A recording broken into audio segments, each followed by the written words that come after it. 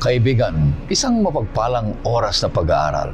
Isang kagalakan na kayo ay makakasama namin dito sa studio sa oras na ito. Sapagkat ang oras na pag-aaral ay isang pag-aaral sa salita ng Diyos. At ito'y magbibigay sa atin ng kagalakan. Maliliwanagan tayo patungkol sa salita ng Panginoon Diyos, mapahibayo ang ating pananampalataya sa Kanya at maligaya tayong naglilingkod sa Kanyang banal na gawain habang tayo ay naghihintay sa malapit na balating ng ating Panginoong Hesus. Kaya ito po ang iyong lingkod, Pastor Ray Urbi, bilang facilitator sa ating pag-aaral ngayong oras na ito. Binabati kong lahat ng mga viewers natin sa buong Luzon, Visayas at Mindanao at sa buong mundo. Ganon din ang mga nakikinig sa AWR 360. Purihin natin ang Panginoon Diyos. Dalangin namin na patuloy kayong pagpapalain ng ating Panginoon Diyos na Siya ang may-ari at may-akda ng ating buhay. Maraming salamat sa mga nagsusulat dyan sa comment section natin. Kayo'y talagang masisipag. Purihin ang Panginoon. Isa ko yan na tinitingnan at nila-likes. Mga mahigit 100, 200 ang mga nagko-comment dyan bago dumating ang weekend at ang araw ng Sabat. Kaya ito'y patuloy niyong ibabahagi. At sasabihin ninyo, isulat nyo dyan kung saan kayo tagaraan para malaman namin kung saan nakakarating ang programang ito. Na patuloy namin kayong idinadalangin na palakasin ng ating Panginoon Diyos. Kaya ang ating mga kasama dito sa studio ay patuloy na ang mga butihing pastor na kamanggagawa ng ating Panginoon Diyos sa kanyang bukirin. Una dito ay si Pastor Lito Cadaw.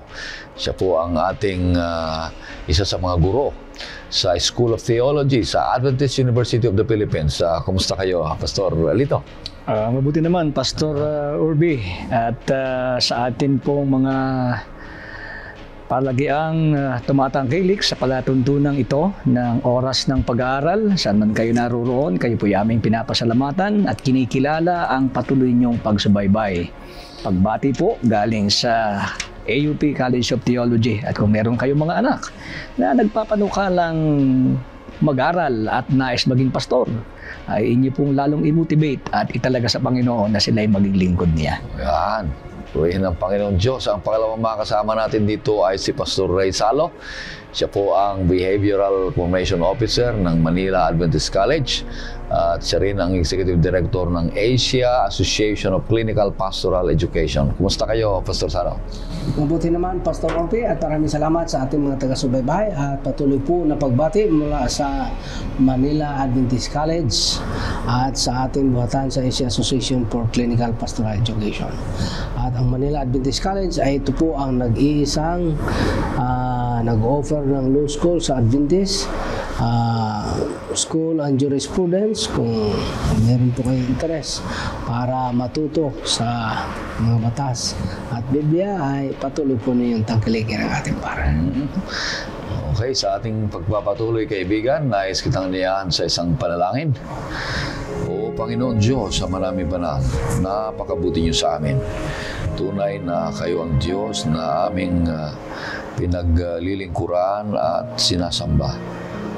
Nais namin, Panginoon Diyos, na ang iyong presensya sa magitan ng Banal na Espiritu ang sumamin upang lalo naming maunawaan, maliwanagan kami patungkol sa inyong mga salita at maging bahagi ito ng aming buhay. Patawarin kami, Panginoon Diyos, sa aming mga kasalanan. Ganon din ang pagpapatawad namin sa mga nagkasala sa amin. Ito hiling namin sa pangalan ng aming Panginoong Hesus. Amen. Ang patuloy na tema na ating pinag-aaralan ngayong trimestre ay may pamagat na temang pag-ibig at katarungan ng Diyos. Patuloy nating pinapag-aralan ng mga mahalagang hiwaga ng pag-ibig at mga iniaalok sa atin ng Panginoon Diyos na mayroon siyang katarungan. At patuloy nating naiintindihan kung ano ibig sabihin ng katarungan at ganoon din ang malalim pa na pag-ibig ng ating Panginoong Diyos. Kaakibat dito ang malayang desisyon o kaya kalayaang mag-desisyon sa sarili para sa ating Panginoong Diyos. na patuloy naming dinadalangin namin kayo na patuloy kayong iibig sa ating Panginoong Diyos at maglilingkod sa Kanya. Ang ating pangsampuna na paksa na pag-aaralan ngayong linggo ay may pamagat na mga panuntunan ng tunggalian, rules of engagement. At ang talatang sauluhin na matatagpuan sa 1 Juan 3, versikulo 8. Sabi dito, ang patuloy na gumagawa ng kasalanan ay sa dyablo, sapagkat buhat pa sa pasimula ay nagkakasala na ang dyablo. Dahil dito, nahayag ang anak ng Diyos upang wasakin ang mga gawa ng dyablo. Napakaganda. Patuloy na pinapag-aralan natin na ang pagbuo natin ng ating leksyon ngayon ay buuin natin ng 3 punto na nag-umpisa sa letter D.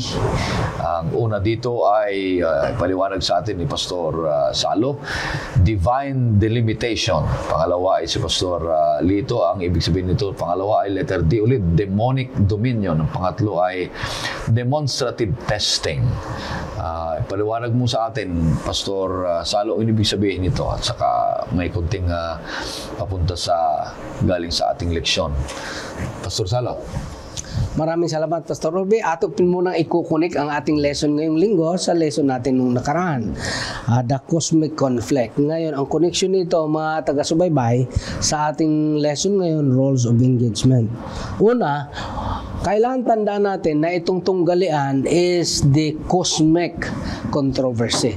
Na ang tunggalian na to ay tunggalian ng hindi to independent powers, kundi tunggalian siya ng isang supernatural power at isa namang nag-rebuild sa supernatural power. So, hindi ito magka-equal na power. Kundi yung isa ay power ng creator, ang isa naman ay power ng creation. Now, God is the creator, the evil is a result of the rebellion of the perfect creation of God, which in the person of Lucifer. Ngayon, sa engagement, may mga rules. Now, ang una dito, makikita natin yung love-based government. A government based on love.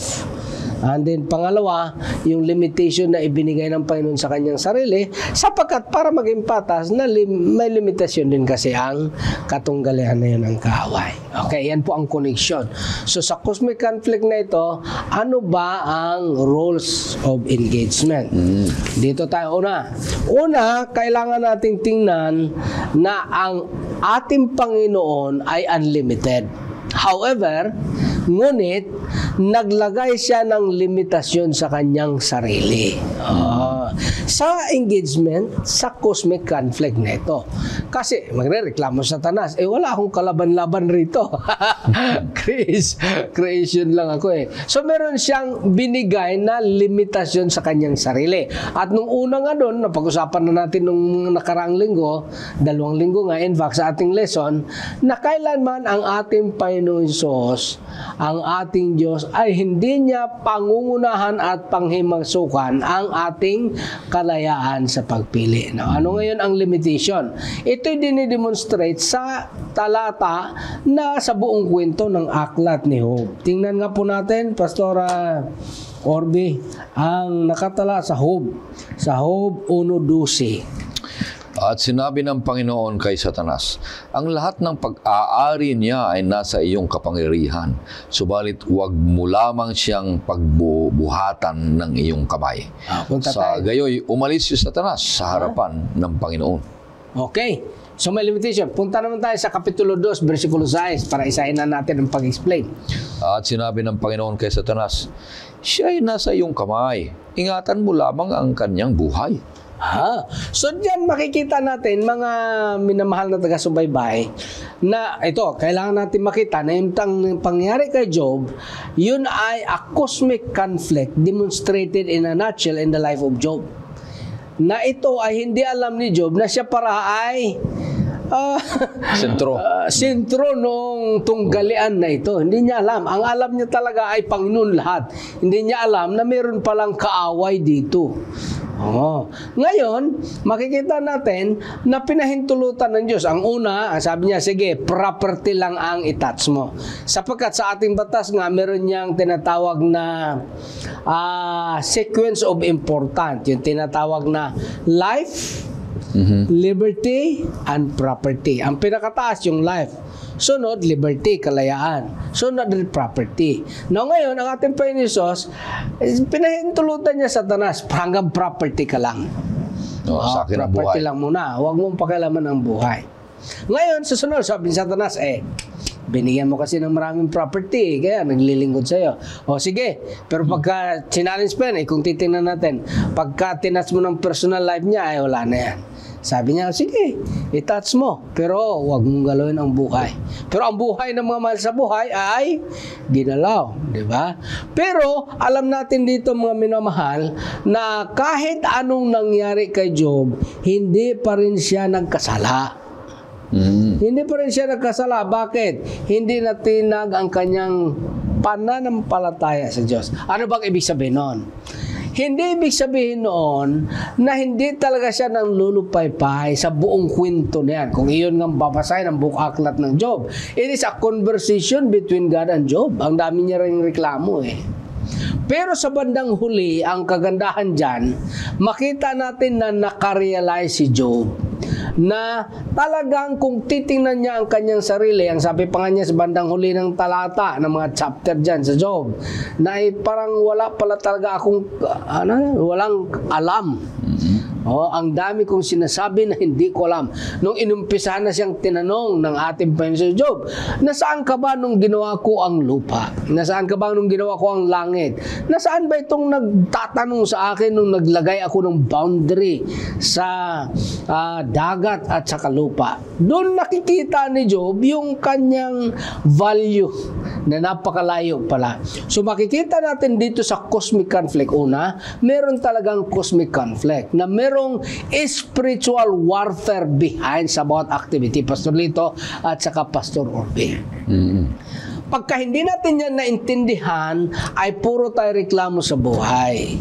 Pero pag naintindihan natin na ang bawat galaw pala sa mundong ito ay merong background na spiritual battle, na ang background ay merong isang perfect creation na merong kasama ng possibility of committing sin kasi nga meron siyang freedom. Napakalaking risk nito. Sapagkat ang operasyon nga ng Panginoong Hesus ay sa pamagitan ng pag-ibig. At ang pag-ibig kailangan may freedom. Ngayon, dahil nga ay pinili ni Satanas at pinili rin ni Adan at ni Eva, pinili ni Lucifer, naging Satanas siya, at pinili ni Adan at ni Eva ang salita ng kaaway kaysa salita ng Diyos, nagkaroon ng malaking conflict. Dahil para patas, ang ating Panginoon Hesus, nagbigay siya ng divine limitation. In two counts. First count, may divine limitation na hindi pwedeng i-destroy ng kaaway ang mga bagay na hindi na naayon sa kanilang rules of engagement.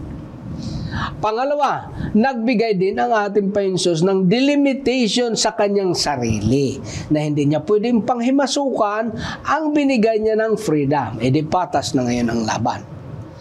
Patas. Kasi kung walang limitation ang Panginoon Hesus, magreklamo sa Satanas. Ay, talo taga ako rito. Sa umpisa pa lang, talo na ako. Wala kang limit ay yung kapangyarihan Ako limited So para maging patas sa ating Panginoon Hesus, sige, ganito. Pwede mong galawin yan, pero ito wag mong galawin. Ako naman, hindi ako manghimasok sa desisyon ng tao. Pero, pagka humingi na ng tulong ang tao sa akin at mag-submit ng kanyang sarili sa akin, ay makapasok na ako. May kanta niyan na Tagalog. Lagi itong ginagamit sa mga harana sa Voice of Youth. Yung kanta ba, Pastor Lito, Pastor Orbe, alam ba yung kantang Sa Pinto ng Puso? Naroon si Jesus. Tuloy mo na, mas magandang boses mo. Kamay na may butas. Kamay na. Diba? Dito, pinapakita ng ating Panginoon Hesus ay napakalaki ng pagpahalaga doon sa delimitation na kanyang binigay sa kanyang sarili na hindi niya rin pwede yung i-violate. Kapag binayolate niya yun, magrereklamo si Satanas. Now ngayon, under the law, there are rules of engagement. Sa rules mga taga-subaybay, meron tinatawag diyang general rule, meron namang tinatawag na exceptions. Meron din tinatawag na exceptions to the exceptions. Now, sa international law, meron din diyang mga tinatawag na agreements. Kaya meron tayong mga tinatawag na treaty sa bawat bansa. At ang treaty na ito, kahit sa war, may tinatawag na rules of engagement din. So, ang treaty na ito na pinirmahan ng iba't ibang mga bansa, kailangan hindi mo pwedeng suwahin. Ang problema lang, kahit pumirma sila sa UNCLOS, tinatawag nating Law of the Sea, United Nations Law of the Sea, ay ayaw naman kilalanin. Tapos bubulihin pa, bubumbahin pa ang ating pasira na nga ang mga barko, bubumbahin pa ang tubig. Lalo na wasak. Pasira. Wala lang talaga magawa. Wala lang talaga magawa. Ay pag pumalag ka, lalo ka rin namang madadali. Bubumbahin ka. Kaya dahil sa mundo ito, maraming pambubuli. Ang una kasi nang bubuli talaga itong si Satanas. Binuli itong si Job na walang kaalam-alam. Di ba? Ang daming collateral damages. However, ang maganda, gusto kong i-ending dito.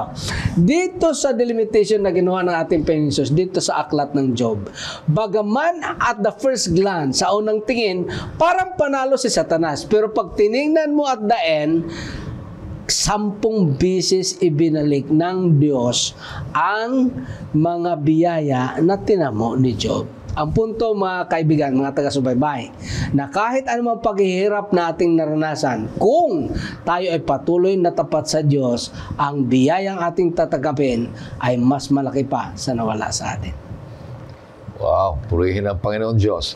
Kaya nga pagkatapos nito ay mayroon tayong napakalaking biyaya na inihahanda ng Panginoon Diyos na tatanggapin natin kung tayo ay magtagumpay at magiging laging depende sa ating Panginoon Diyos. Kahit napakaraming mga pagsubok at gamitin natin ang ating desisyon, malayang desisyon, kahit napakaraming mga kahirapan na nangyayari sa ating buhay, kagaya ni Job, ay patuloy siyang humihingi ng mga bagay na biyaya ng Panginoon Diyos para maliwanagan siya sa kanyang mga kahinat ng kanyang buhay. Kaya kapatid, kahit ganun pa man, ang Panginoon Diyos ay pinapahintulutan ka na kahirapan mo sa buhay mo, ay patuloy kang nagtitiis na may katwiran. Ang katwiran ay galing pa rin sa Kanya, no, Pastor Lito? Totoo yun eh. Oo. Habang aking pinapakinggan yung salaysay ni Pastor Ray, naisip ko tuloy yung terminong partida. Di ba? Binanggit mo kanina yung, ay talagang wala talaga akong kalaban-laban sa iyo. Actually, kaya lumalabas dito sa issue ng malaking tunggalian, sa rules of engagement, na pinahintulutan o pinapahintulutan. Pinapahintulutan. Pero yung pagpapahintulot na iyon ay parang partida yan sa iyo eh. Parang partida yan sa iyo. Dahil ang totoo niyan, talagang wala ka ng laban. Doon pa lang sa ating ending ng ating lesson last week, doon sa tinatawag ng ating mga theologian na proto-evangelion, yung first gospel. Doon pa lang kasi kung atin titingnan, mga minamahal na mga taga-subaybay at taga-tangkilik ng pag-aaral na ito, doon pa lang ay ihilalarawan na ang kahihinatnan ni Satanas ay nakatitiyak na siya ay talunan. Pero yung rules of engagement, hindi alam ni Satanas na bagamat pinapahintulutan siya, napakaliwanag ng binabanggit ng Christ Object Lesson. Kung babasahin natin saka yung Great Controversy, pinapahintulutan ito ng Panginoon na mangyari na mayroong pahintulot na ito'y gagawin para mahayag kung sino talaga siya. Na ang ending, kapag tapos na yung otoridad na ibinigay sa iyo, na yun yung ating pangalawang punto mamaya, walang maidadahilan ka at ang lahat ng nakakakita na talagang karapat-dapat ka lamang wakasan. Matindi. Tindi yun. Ito yung tinatawag na, merong tinatawag na due process of law. Meron din naman sa ating constitution na equal protection clause. Ibig sabihin nun, equal protection. Dito si Satanas, binigyan siya ng opportunity again to have a fair trial. Patas na trial. Pero ang tanong, sino ba talaga ang judge dito? Actually, ang judge talaga dito, tayo yun. Kasi tayo ang mamimili eh. Tayo ang mamimili. Ibig sabihin yan, tayo yung magustuhan. Diba sa 1 Corinthians may binanggit dyan si Paul na darating ang panahon that you will judge angels. Yan yung tinatawag sa theological term na millennial judgment. Pero yun ngayon, mga taga-subaybay, ngayon pa lang, nagiging judge na tayo sa bawat pagkakataon na tayo mamimili, Pastor Orbe. Mili ka, saan ka ba pipili? Sa bad or good. Pero hindi yan equal power ha. Bakit? Mas mataas talaga ang kapangyarihan ng good kaysa bad. Para nga magkaroon ng equal opportunity, binigyan ng Diyos ng delimitation. Ano yan? Hindi niya pwedeng panghimasukan ang desisyon ng tao. Kasi siyempre magreklamo sa Satanas. Ito na nga reklamo niya eh. Kaya naman naglingkod si Job kasi binigyan mo ng ganito. Binigyan mo ng ganito. Pero pinatunayan ng Diyos, hindi. Talagang mahal niyan ako. Sige, subukan mong gawin ito. Pero ito huwag mong gawin. Naging faithful pa rin si Job. Matindi ang desisyon ni Job. Kahit ganun ang nangyari. Itong si Satanas din ay alam na nga siyang matatalo eh. Talagang patutunayan niya pa rin na siya ay gusto niyang mananalo. Alam na nga niya talagang doon sa nakaraan eh, alam niya ang consequences ng mangyari sa kanya. Pero pinagpatuloy pa rin. Gusto na talagang labanan ang kaharian ng ating Panginoon Diyos, ang kanyang kapangyarihan.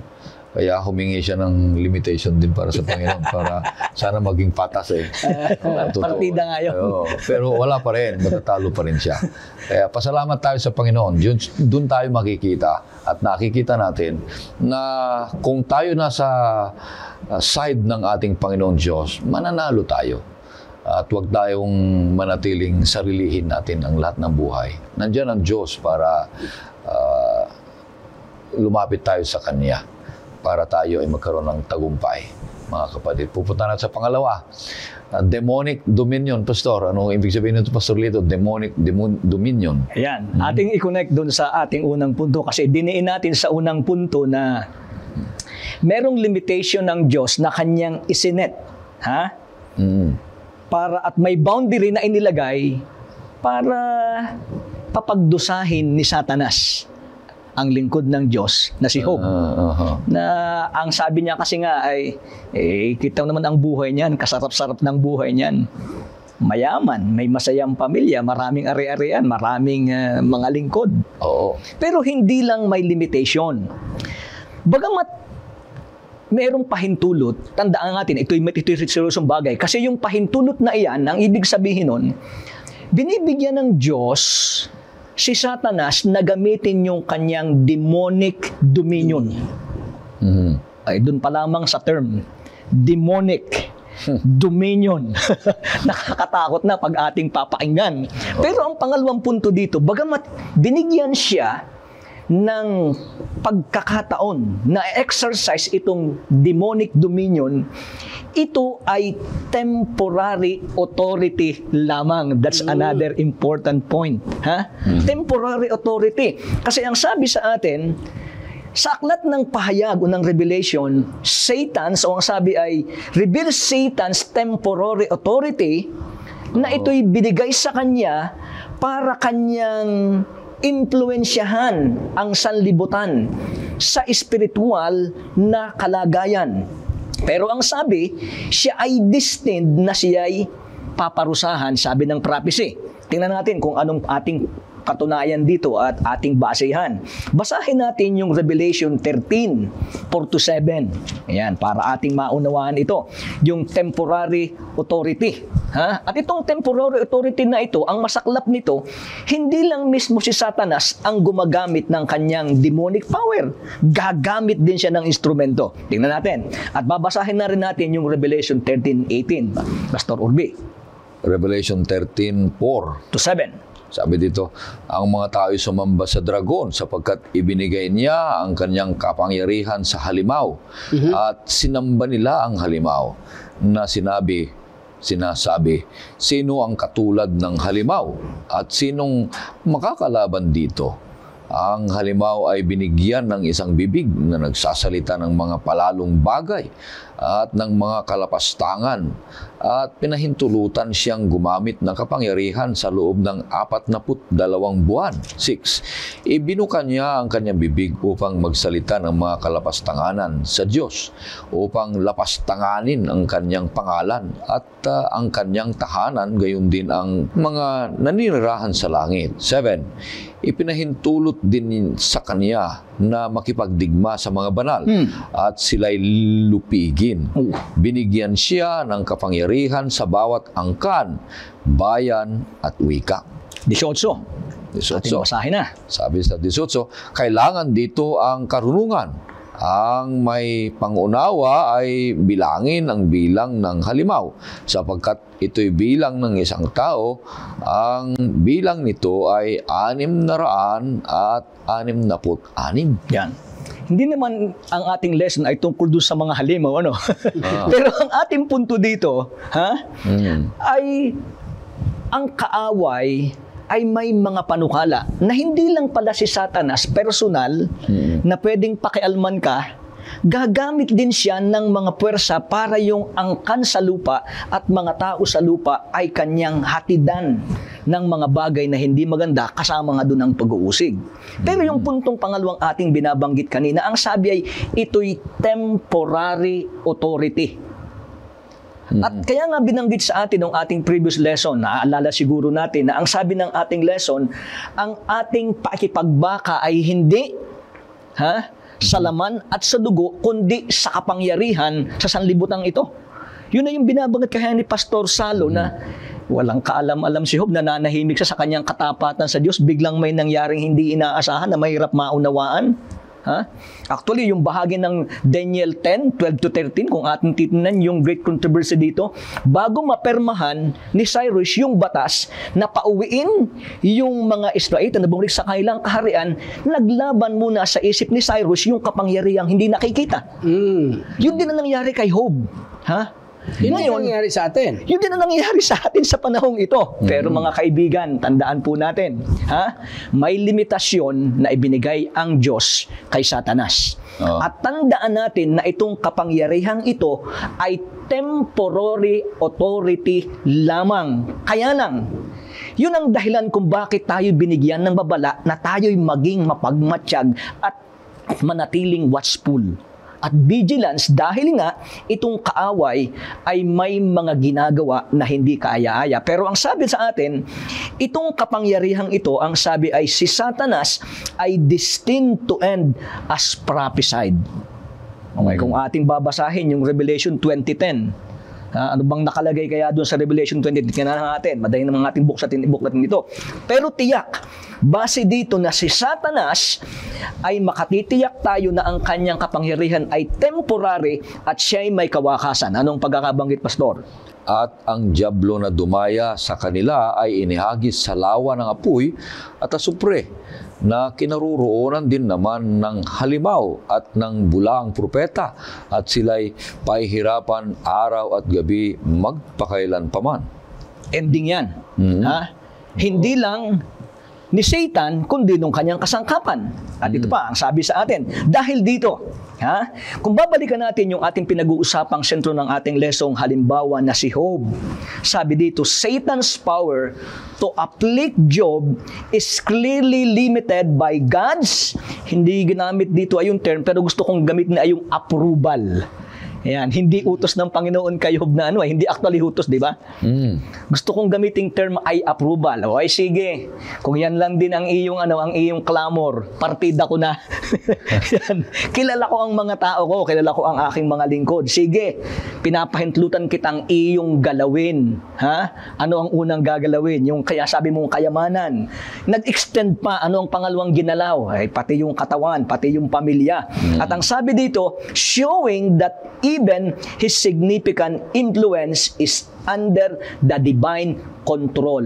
Mga kaibigan, bilang application po, ano man po ang nangyayari sa atin, sa ating buhay mananampalataya. mahirap mang ipaliwanag kagaya po ng karanasan ni Job. Kahit nga po yung parabola ng wheat and tares, sabi ng lingkod, ay di po ba naman at ang inihasik ninyo ay pawang mabuting binhi lamang. Bakit may mga ganitong masamang damo? Totoo. Ay di ba't iniisip naman natin minsan na ang buhay ng pananampalataya ay hindi po iyan bed of roses. Ha? Dahil ang nakatitiyak po tayo sa Biblia nga talagang may kaaway. Idinidiin po yan ng ating lesson. Na itong kaaway na ito sa rules of engagement ay pinapahintulutan ng Panginoon. Pero ang kanyang authority ay pansamantala. At ang hindi po natin maikakaila dito, tayo'y kasangkot katulad ni Job. Kasali tayo. At ang pangunahing target ng kaaway, ay hindi mo naman tatargetin yung sa iyo na. Ikaw nga, Pastor Urbe, halimbawa, ikaw ay merong kaaway. Kasama ko na nga. Ay, kasama ko nga to, yung ba aking aawayin pa, kakampi ko na. Oo. Dami ang kaaway mo. Ay ngayon, itong si Satanas, ang kanyang pangunahing target ay wasakin at sirain ang nasa ating Panginoon. So, hindi po tayo nagtuturo ng anong tawag dyan, prosperity gospel. Na pagka ikay naka-Kristo'y sagana. Bagamat pwede naman talaga tayong pasaganain ng Panginoon. Pero ang ibig sabihin po ng ating pagbabakang Kristiyano at paglalakbay Kristiyano, bagamat nais ng Diyos na meron tayong maaluwan, masayang buhay, pero tandaan po natin may kaaway. Ang kaaway ay walang ibang ninanais kundi sirain ang lingkod ng Diyos. Bagamat may limit, pero yung limit na ito, tandaan po natin, bagamat may limit, ang dominion po ni Satanas ay demonic. Minsan may nagtanong sa akin tungkol sa existence ng Diyos. Ay nagsimula akong magkwento at akin siyang tinanong tungkol dun sa mga supernatural power na kakaiba, yung may mga proseso ng demonyo at may mga kung anong mga kapangyarihang hindi maipaliwanag. Sabi ko, nakakita ka ba ng ganyan? Ay oo daw. O sabi ko, naniniwala ka palang may demonyo, ba't di ka maniwalang may Diyos? O ay ngayon po mga kapatid, mga kaibigan, magandang isipin na ito'y temporary, limited, at ang Diyos ang may final say. Oo. Napakaganda itong pangalawang punto. Ang Panginoon Diyos ay pinahintulutan ni Satanas na siya ay mayroong karapatan o dominion sa ating buhay. Kaya mag-ingat tayo dyan, mga kapatid. Pag nanukso na ang kaaway at pinapasok na natin, ayan na, dominion na ang kaaway sa ating buhay, mga kapatid. Kaya mag-ingat tayo dyan. Meron pala itong temporal authority. No? Hindi lang talaga, hindi nga lang ito demonic eh. Satanic. Ito yung demonic. Ito yung mga demons niya. So ito, pero kahit kaanong ang makita diyang magandang ating tandaan, kahit gaano man kahirap yan, una, hindi yan pwede mag-cross boundary. Pangalawa, temporaryo yan. So yun yung dalawa. Hindi yan pwedeng mag-cross boundary. Ibig sabihin, may nakabantay din sa iyo. May nakabantay sa iyo. Mas marami ang anghel ng Panginoon eh. 1/3 lang yung kay Satanas eh. Pinagmamasdan ka pa rin. Yung ang sa Panginoon mas marami. May, 'di ba, may kanta niya no. Makaalala ko ng mga kanta eh. Yung mga harana sa mga Boy Soviet, may nagmamahal sa iyo. Alam mo ba? 'Di ba? Meron talaga. So, ngayon yung mga nakakaisip ngayon na parang wala nang nagmamahal sa iyo, may nagmamahal pa rin sa iyo. Ang ating Panginoon. Kaya kung ikaw ay nasa gitna ng kahirapan, pag-uusig, mga talagay ito'y hindi mo na parang hindi kaya, alalahanin mo. Minsan yan ay isang paraan para ang Panginoon Diyos ay hinayaan niya muna na ang kaaway ay pinahihirapan ka, ay huwag kang manlupaypay, manatili kang tapat, matibay, manatili kang paibayuhin ang iyong relasyon sa Panginoon Diyos. Umaasa ka na hindi ka pababayaan dahil manghingi ka lang ng lakas galing sa Kanya. Huwag kang mag-isip ng mga bagay na nakakahina para sa iyo. Lumapit ka sa mga taong mapagkatiwalaan. at manalangin ka sa ating Panginoon Diyos. Sa kabilang banda, Pastor, gusto ko lang balansehin ha. Totoo itong ating pinag-uusapan na si Satanas na may sa approval ng Panginoon ay pwedeng mag-cost ng ganito. Pero sa kabilang banda, para maging balanse, ang aklat po ng Malaking Tunggalian o Great Controversy ay nagpapahiwatig din na pwedeng gawin naman ng kaaway ay yung kabilang side. Kahirapan laban sa kasaganaan. Kasi nagsabi din ang Great Controversy na pwedeng tayong pagkalooban ng mga bagay na kakaibang uri ng privilege na ito ang maglalayo sa atin sa Diyos na sa bandang huli, ito ang sisira. Balanse tayo, Pastor. Oo. Sabihin niya kasi, itong si Satanas, Tama itong Satanas, gagamitin niyang lahat ng paraan. Kung saan ka doon, may kahinaan. Ibig sabihin, kung ang kahinaan mo dito sa material, bigyan ka niya ng material. Kung ang kahinaan mo dito ay sa ibang bagay, yan ang ibibigay sa iyo. Prestige. Siyempre matalino yan, Satanas. Ikaw na lang mag-siya. Kung ibibigay niya sa iyo, yung doon ka madadali. Hindi ka niya bibigyan doon sa hindi ka niya madadali. Tama yon. Kasi ganito, Pastor, bilang susug, ano? Kaya, kung ano yung wala sa iyo, yun ang pwedeng ibigay. Ay wala akong kahirapan, si Job. Walang kahirapan si Job. Ang kailangan dyan, kahirapan. Ay wala naman akong kayamanan. Gusto mo ng kayamanan? Ay sabi ng kaaway, teka, wala kang kayamanan? Akong bahala dyan. Akong bahala. Kita natin yun ha. Kaya dito sa lesson natin, tungkol kay Job, makikita natin yung buong anggulo na yung bagamat may limitasyon, bagamat may demonic o satanic dominion, ito'y temporary, gagawin lahat ng kaaway. Ito, yung kwento nyo, property ni Job. Property. Pagkatapos, anak. Pagkatapos, katawan. Kaibigan. Ang pinakamalapit, yung asawa. Ay siya. Anong nangyari sa kanya? Anong sabi niya? Ako'y hubad. Na lumabas sa aking nanay, ako'y mamamatay din na wala. At maganda yung sinabi niyo na puro nagreklamo nga siya. Pero sumagot lang ang Panginoon ng tanong, tapos na.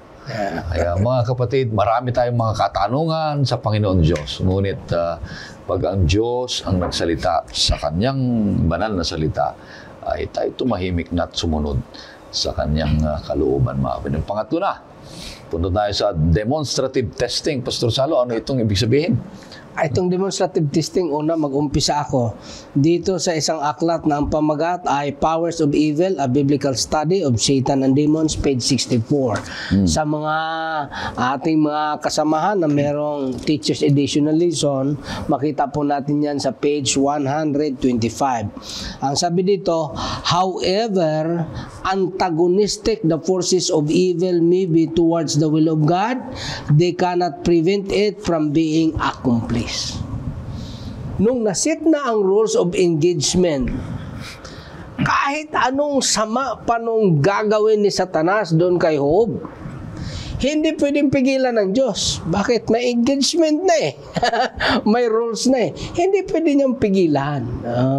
Kaya ngayon, yung pinag-aralan natin kanina, itong si Satanas ay gagawin niya ang lahat kung anong wala tayo. Doon siya magbibigay. Sa example natin, si Job, meron siyang kayamanan.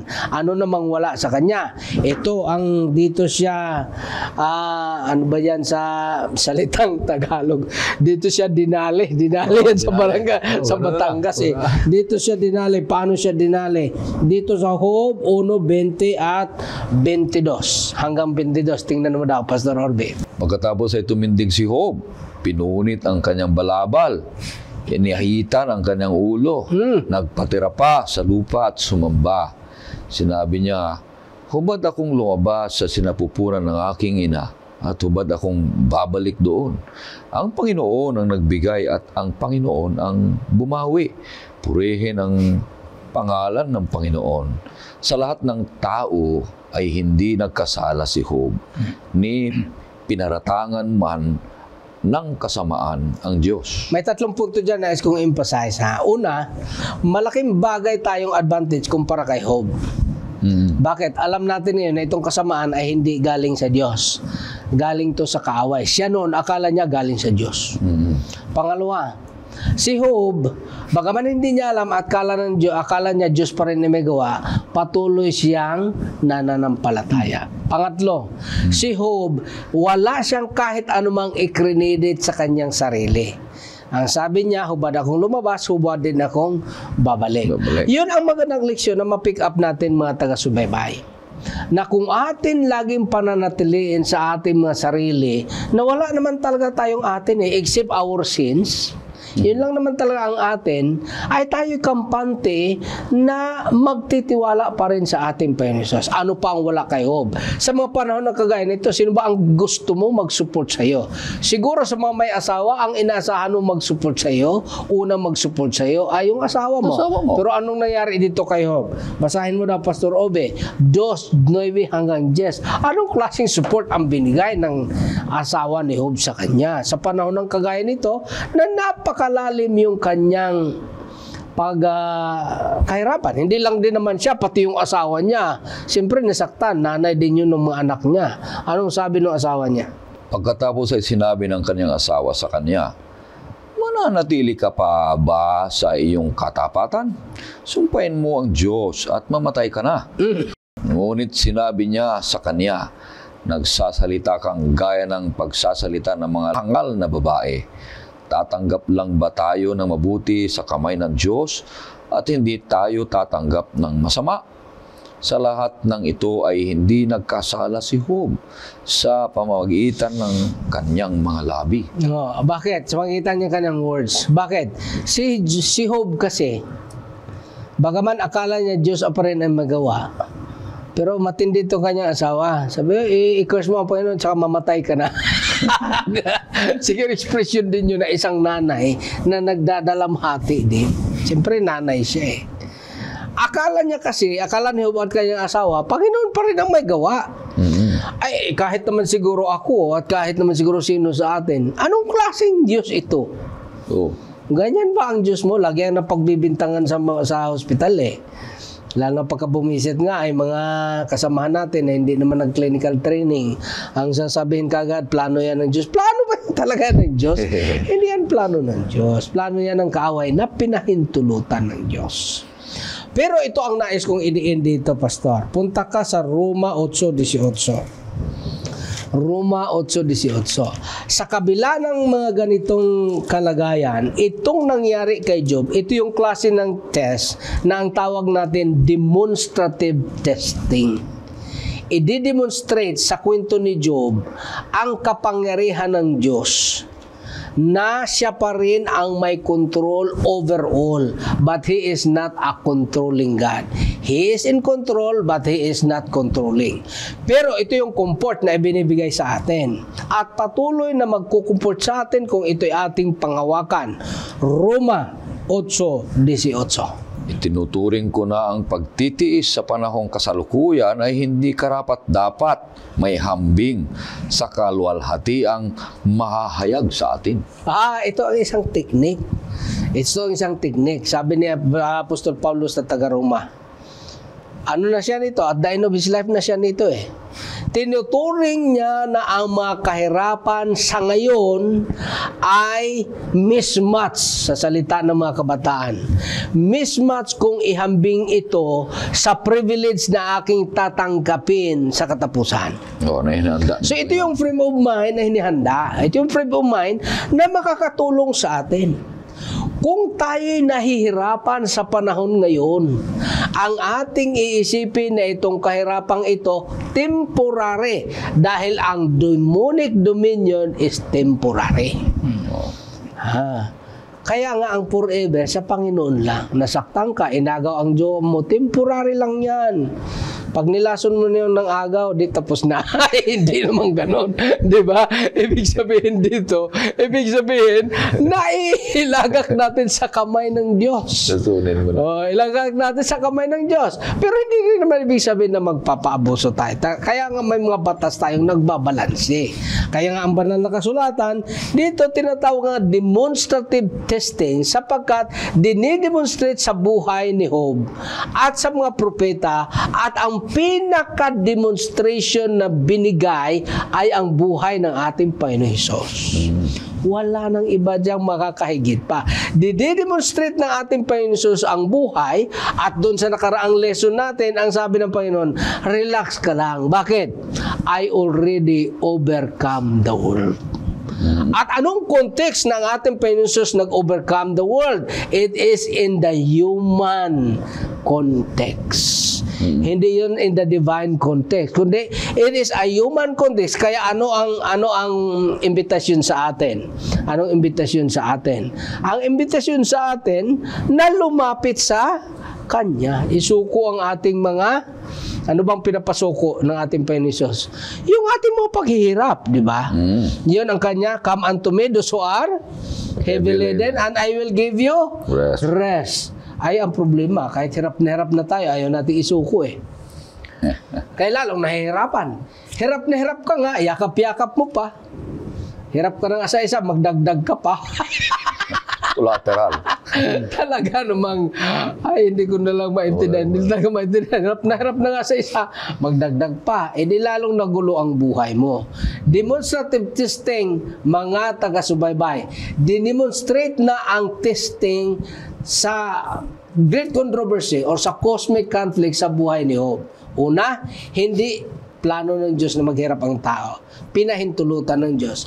Pero sa kabilang banda, sa huling kapanahunan, siya pa rin ang mananaig. At para tayo ay makumport sa presenteng kalagayan, ang sabi ng Roma 18, na ang frame of mind natin na ito ay temporaryo lamang. Sapagkat ang dominyo ng demonyo at ng kaway temporary, ang paghirap ay temporary, at nagpapromise ang ating Panginoon Hesus na walang katapusan. Ano walang katapusan? Walang katapusan na makasama ang Diyos na may lalang. Walang katapusan, ang community ating titirhan ay puno ng pag-ibig. Walang katapusan, at ang buhay na enjoy natin kasama siya ay magpawalang hanggan.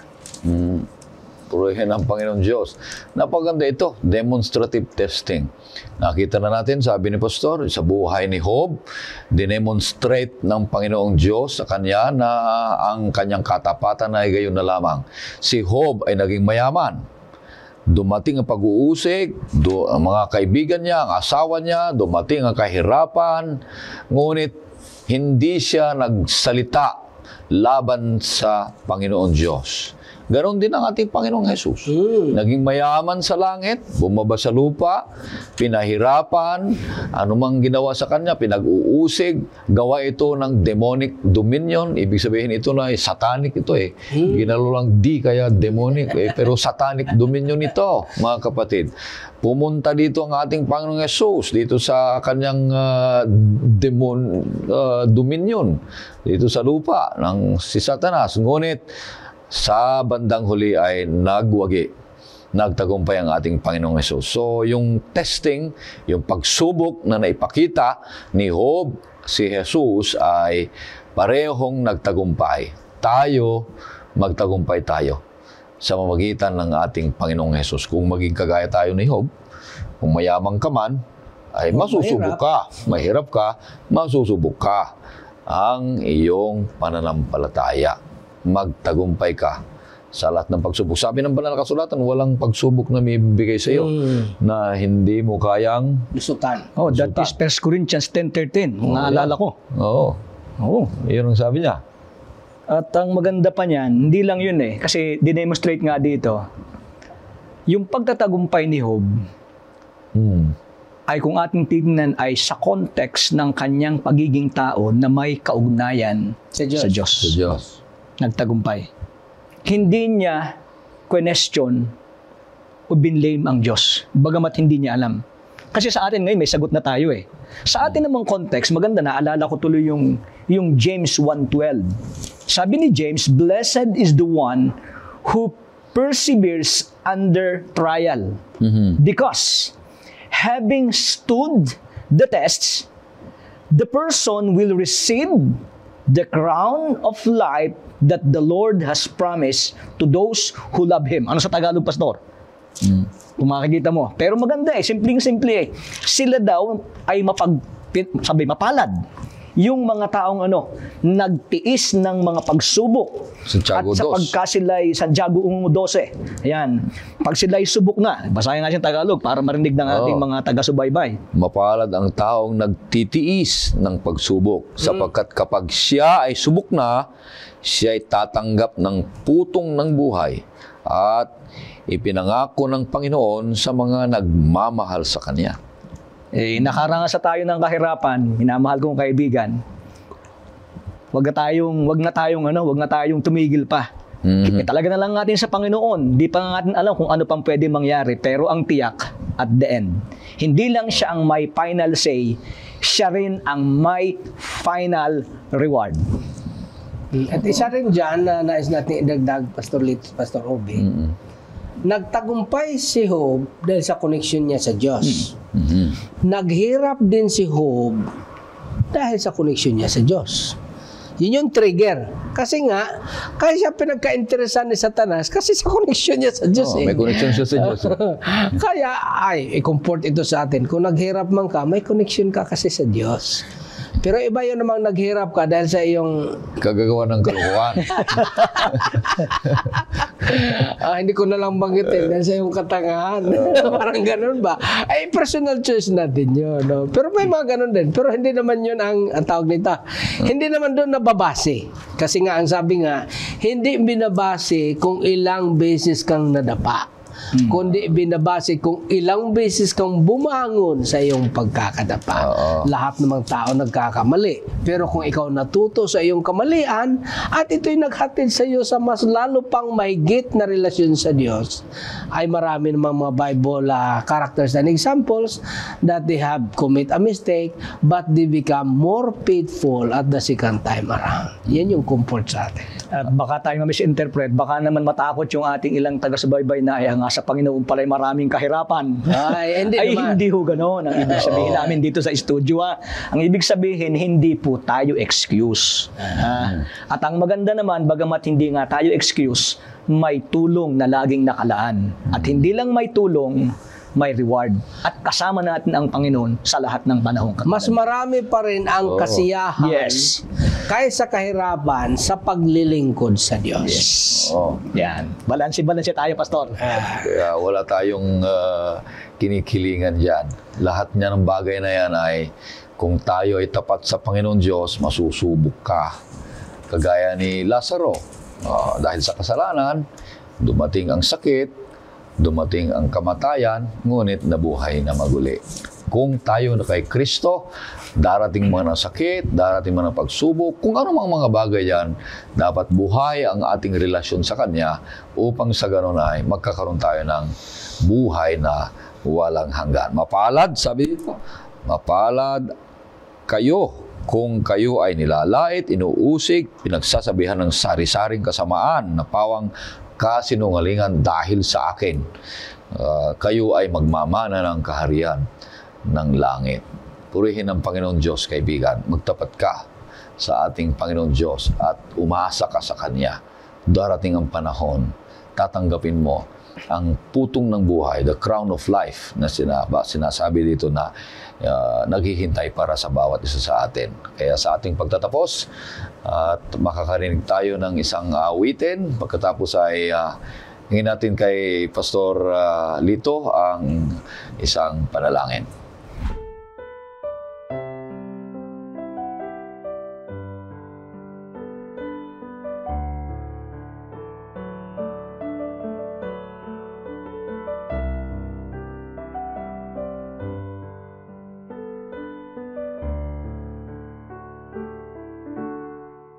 Kay Kristo lang pag-asa ko, liwanag tibay sa mundo.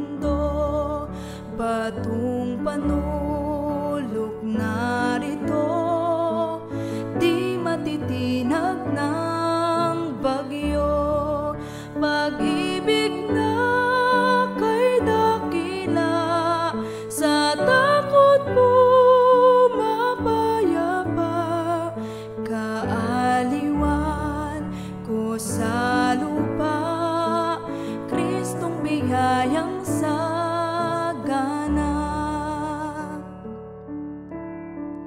Kay Kristo na naging tao, Diyos na lubos pumarito,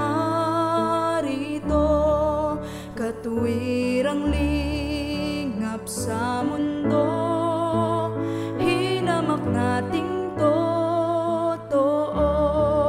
At dun sa krus siya'y namatay, buot ng Diyos aking salay, pinaglubag niyang mahusay, dahil kay Kristo'y nabuhay.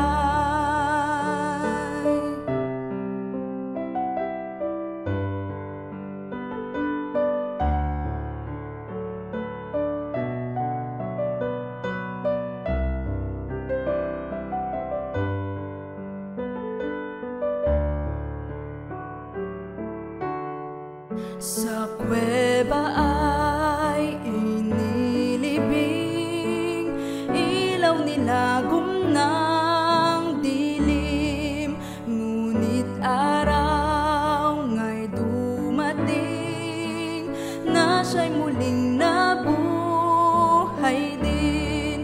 At pagbango'y nagtagumpay sa kamatayang kaaway, ako'y kanya, aking tunay, kanyang dugo, aking buhay. Walang sala o takot man, dahil si Kristong tanggulan, sa simula't katapusan, buhay tanging kay Kristo lang. Sa Kanya'y di mawawaglit, hanggang Kanyang pagbabalik, habang dito sa daigdig, kay Kristo lang tumitindig. Sa Kanya'y di mawawaglit, hanggang Kanyang pagbabalik, habang dito sa daigdig, kay Kristo lang tumitindig.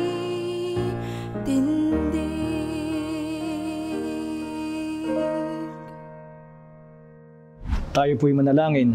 O Diyos, kami po'y labis-labis ang kagalakan, sapagkat naunawaan namin na ang tunggalian ng mabuti at masama.